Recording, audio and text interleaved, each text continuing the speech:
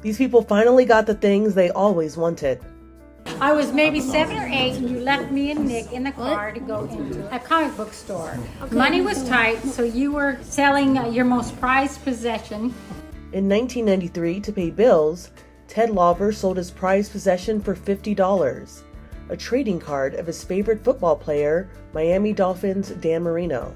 I felt your sacrifice that taught me that I would do whatever necessary to ensure my future family never needed for anything. As you got back in the car with extra cash to pay for whatever bills due, groceries needed, my 7-year-old mind was determined to buy it back.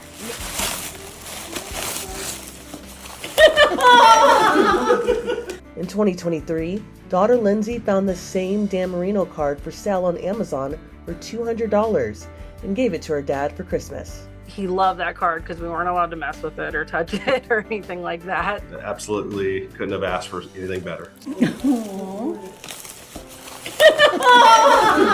We had IOUs under the Christmas tree. Money was tight when Jed Motley was a star player on his high school football team in 1994, and his mom could not afford the varsity jacket he ordered. Every week I'd say, hey, can we go grab the jacket? And it'll be like, oh, next week. And here's the thing, I was so embarrassed about it. I didn't tell anybody. I feel like it was around $300. A lot of money. Jim Murray has more. Jed never did pick up that Letterman's jacket. That was 28 years ago. So what are the odds it would be found in a thrift store all these years later? Jed's brother Josh found it after 1,000 jackets were donated to the thrift store by the company who made them. He goes, is there any chance I'm looking at your Letterman's jacket? I go, no, man. I don't know if you remember, but Mom couldn't afford to pay for it, and we never picked it up. I take a picture of the side where it says wide receiver 1, and he's freaking out. They both believe the jacket is a message from their mom, who died 9 years before. Is this divine intervention? I don't know. It's really fun to think about. I think she would be freaking out right now, just the fact that we're on Inside Edition.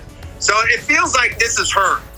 This photo, taken in 1978, was carried in the wallet of proud dad Shyman Papala. It was taken on the parking lot roof of the Rush University Medical Center in Chicago. Almost 30 years later, Ramana, the baby in the photo, recreated the image with his son in the exact same spot. The photo was taken about when I was 9 months old after a pediatrician appointment over here at Rush.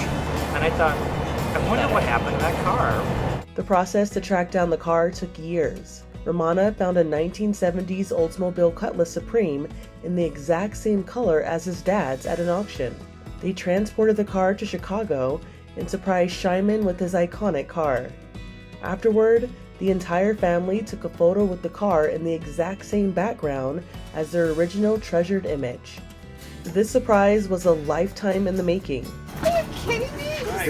I'm speechless. In 2018, Jeanne Pinto was brought to tears when she was surprised with a car she always dreamed of having. I don't even know what to say. The family bought a 1963 Chevy Nova. For 6 years, Jeanne's son Donnie secretly restored the convertible without her knowing.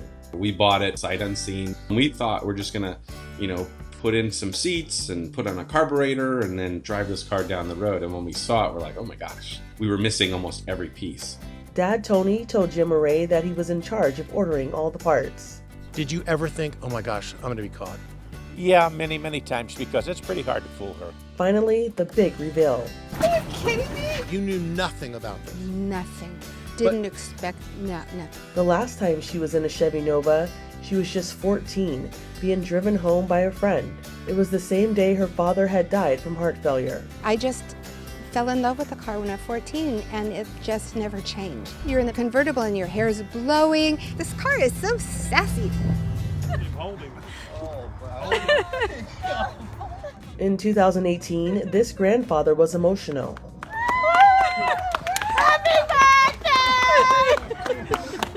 When his grandson took the family's rotting 1957 Chevy Bel Air and completely restored it. Cam Dedman said the car had been sitting in his grandparents' garage since 1976. He and his grandfather always talked about bringing it back to its former glory, but never got around to it. So he pulled out all the stops for his grandfather's 81st birthday.